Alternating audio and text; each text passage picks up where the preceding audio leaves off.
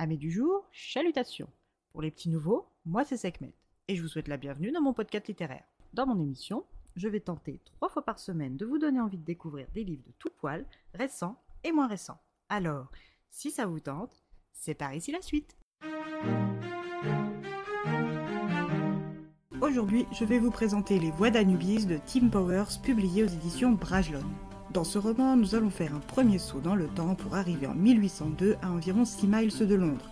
C'est là, dans les Landes de Hampstead, que se dresse un campement composé de tentes et de chariots que nous rencontrons Fiki Amenophis, un vieil homme au socle japonais et au teint d'une pâleur irréelle. Fiki accompagne le docteur Romani pour l'ouverture d'une boîte tout droit venue d'Égypte. Richard, un tzigane chargé au transport de la dite boîte, doit la faire porter dans la tente du docteur. Les hommes de Richard craignent le contenu de la boîte car ils pensent qu'un être mort depuis longtemps y est coincé. Fiki lui confirme que le contenu de la boîte a vu défiler de très grands nombres d'années, mais sait, ou plutôt espère, que ce n'est pas totalement mort. Loin d'être rassuré par les propos de celui qui fait trembler de peur ses hommes, Richard s'acquitte de sa tâche le plus vite possible, car comme on le dit, plus vite fait, plus vite fini. Fiki, de son pas rendu chancelant à cause de ses chaussures, peu adapté au terrain irrégulier de la clairière, se dirige vers la tente du docteur Romani. Quand il entre dans la pièce centrale de la tente, une dizaine de lampes illuminent le décor composé de tapis du sol au plafond en recouvrant les murs. Les deux hommes sont réunis à proximité de Londres dans l'unique mission de réaliser un rituel pour le maître. Romani et Fiki sont des serviteurs et seul Fiki est physiquement présent. Le docteur, lui, se contente d'une réplique. Le maître leur a expliqué lors de leur voyage en Égypte que les dieux égyptiens résident dans le monde souterrain, dont les portes sont fermées depuis 18 siècles, sous la pression d'une force inconnue, mais très probablement liée au christianisme. Anubis, qui est le dieu de ce monde et des portes, ne possède plus de forme pour apparaître dans le monde d'en haut. Grâce au livre de Thoth qui contient une invocation pour lui, Anubis pourrait prendre possession du sorcier invocateur. Ce rôle incombe à Fiki. Parallèlement à cette invocation, il doit inscrire un charme, écrit par le maître, qui ouvre de nouvelles portes entre les deux mondes. Ces portes ouvriront le monde souterrain, mais aussi celle du temps, permettant au maître de revenir à la période de sa vie où la jeunesse animait encore son être, soit environ 43 siècles en arrière.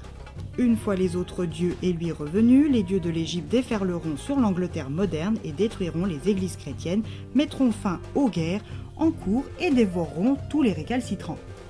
En ce faisant, l'Égypte sera restaurée dans sa suprématie et le monde moderne sera pur et neuf.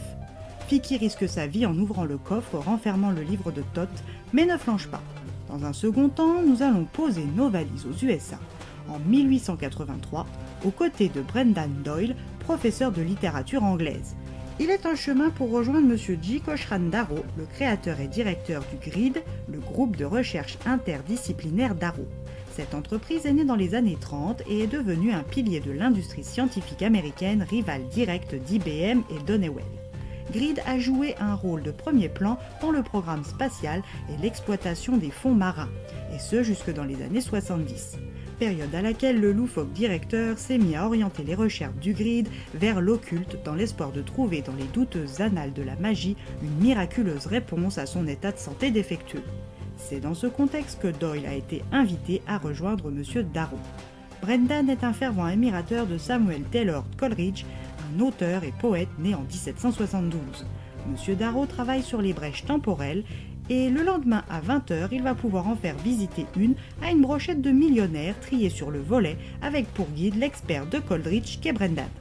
Pour l'accompagner, Steerforth Benner, son ancien meilleur étudiant reconverti en agent de sécurité pour l'occasion.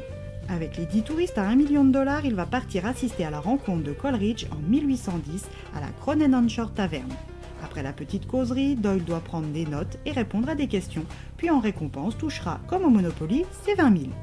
Pour les 4 heures sur place et pour être sûr que les voyageurs payants rentrent bien, ils prendront l'Attic, l'antitrauma transchronique. En réalité, il s'agit d'une dose mortelle de strychnine dans une gélule conçue pour se dissoudre au bout de 6 heures. À leur retour, les pilules seront détruites grâce à une solution de charbon activée, et sinon, pas de risque d'interférer trop sur le passé. Doyle n'en croit pas ses oreilles, mais se prépare pour le saut dans le passé. La récompense et la possibilité de rencontrer Samuel Taylor Coleridge sont trop fortes pour l'arrêter malgré tous les dangers. Une fois en 1810, que va-t-il découvrir de susceptible d'intéresser M. Darrow ? Le lien avec l'enquête sur l'homme loup-garou, serial killer à Londres mené par Lord Robb, sera-t-il simple à remonter ? Le maître et ses 2 serviteurs, Fiki et Romani, ont-ils réussi à ramener Anubis du royaume souterrain ? Si oui, le plan du maître est-il en marche ?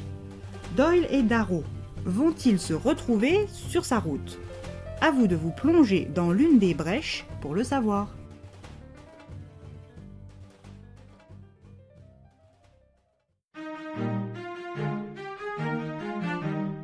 Un livre qui mélange vérité historique, mythe antique et science-fiction.